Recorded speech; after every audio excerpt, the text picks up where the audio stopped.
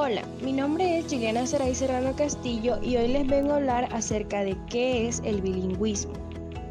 Hablar de bilingüismo puede ser tan amplio debido a que en él se entremezclan variables de tipo geográfico, histórico, lingüístico, sociológico, político, psicológico y pedagógico. Por eso es mejor utilizar el término bilingüismo para referirnos a cualquier uso real de más de una lengua. Sin embargo, algunos teóricos han aportado otras definiciones. Tal es el caso de Remaine, que en 1999 lo definió como aquella persona que aprende un conjunto de significados con dos representaciones lingüísticas diferentes. Y por otro lado está Martinet, que en 1976 dijo que el sujeto bilingüe es aquel que puede expresarse en dos lenguas naturales. Asimismo, Bloomfield en 1933 lo definió como un dominio de dos lenguas igual que un nativo. En otras palabras, es la capacidad para hablar dos lenguas como lo hacen los hablantes de lengua materna, produciendo enunciados bien formados, portadores de significación.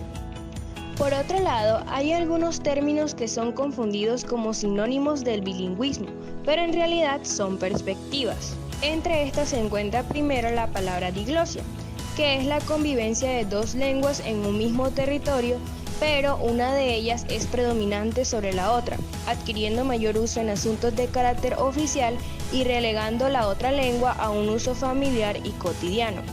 Otra palabra es bialfabetización, que se entiende como la capacidad de leer y escribir en dos lenguas.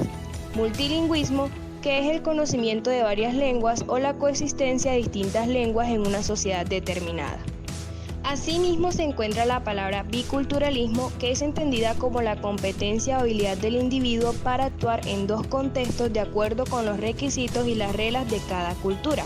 Otra palabra es interculturalidad, que es comprendida como reconocimiento y aceptación de la diversidad cultural en un contexto de permanente comunicación y negociación social.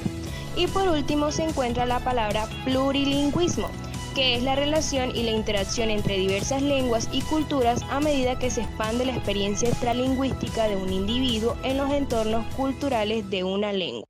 Tipos de bilingüismo.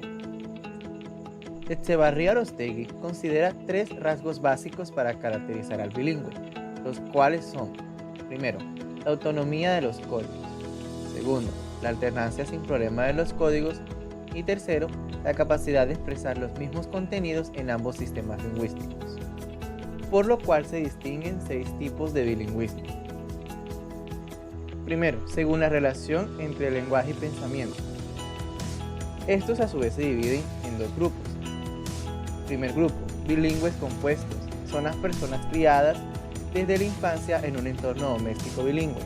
Por otro lado, los bilingües coordinados son las personas que aprenden el segundo idioma algo más tarde. Segundo, según la competencia lingüística. A su vez se divide en dos grupos. El primero, bilingües equilibrados. Son aquellos que tienen dominio de las dos lenguas de igual manera. Y el otro, bilingües dominantes, es aquel donde hay predominio de una lengua sobre la otra. Tercero, según la edad de adquisición. Este grupo a su vez se divide en tres. Encontramos los bilingües de infancia. Son aquellos que adquieren de manera simultánea las dos lenguas. Por otro lado, los bilingües de adolescencia son aquellos que adquieren la lengua después de la pubertad. Por otro lado, encontramos los bilingües de edad adulta, que es cuando se adquiere la lengua a partir de los 20 años de edad. Cuarto, según las relaciones de estatus sociocultural de las dos lenguas. Este grupo a su vez se divide en dos. Por un lado, los bilingües adictivos, donde las dos lenguas tienen un mismo estatus sociocultural. Los bilingües sustractivos, una de las dos lenguas posee un mayor estatus sociocultural que otra, es decir, está mejor valorado. Quinto, según la pertenencia y la identidad cultural. Este grupo a su vez se divide en dos. Los bilingües aculturados, que son aquellas personas que renuncian a su cultura de origen y adoptan la cultura de la segunda lengua. Y los bilingües monoculturales, que son aquellas personas que se identifican únicamente con un grupo cultural a pesar de hablar las dos lenguas. Y sexto, según el uso lingüístico.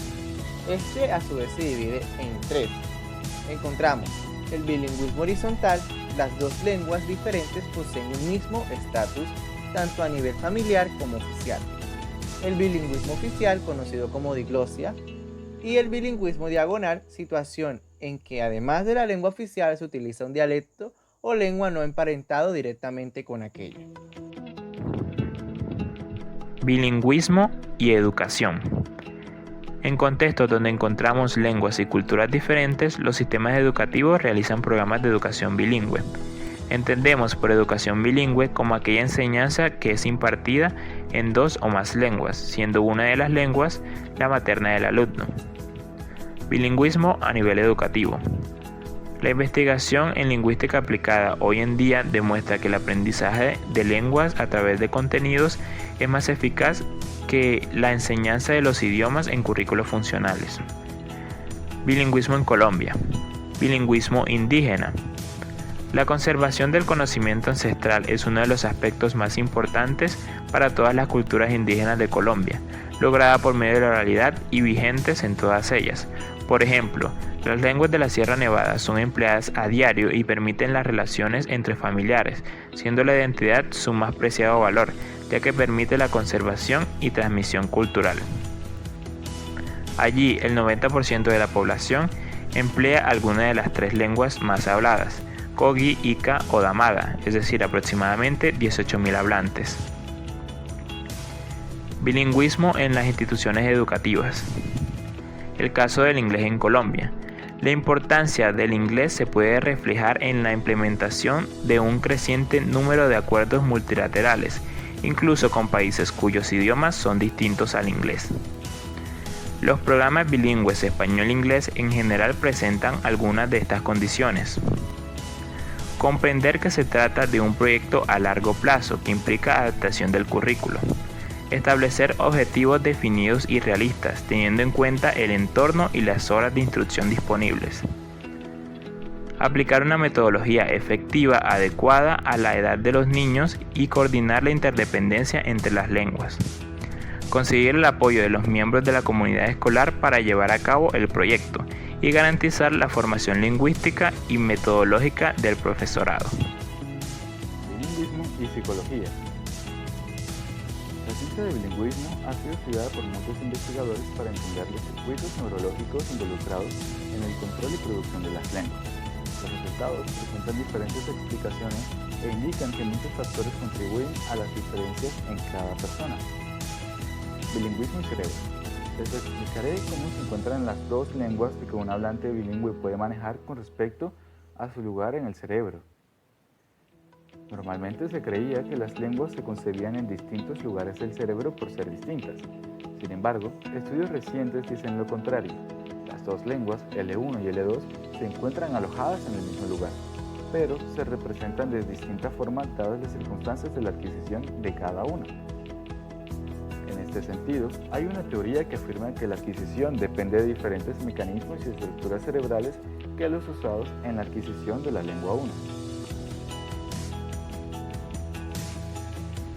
Así, el conocimiento gramatical de la lengua 1 es implícito al ser adquirida como lengua materna, y el conocimiento gramatical de la lengua 2 es declarativo por ser adquirida conscientemente.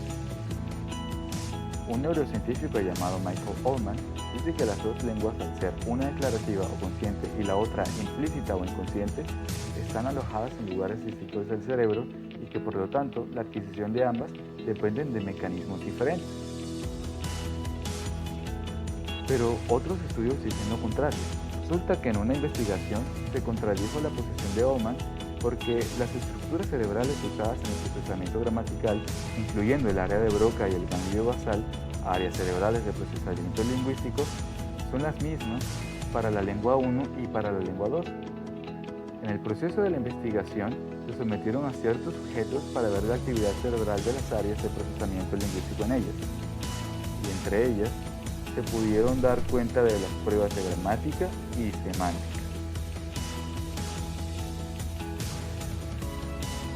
Al final se concluyó que en las pruebas de gramática no había diferencia de esfuerzo entre los bilingües que habían adquirido la lengua 2 fuera de la niñez y los que habían nacido escuchando las 2 lenguas.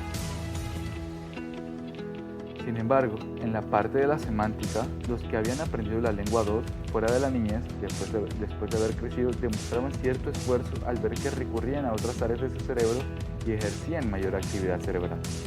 En suma, se concluyó que se puede adquirir la segunda lengua en cualquier edad, pero el nivel de competencia cuando se adquiere posteriormente después de 6 años es reducido.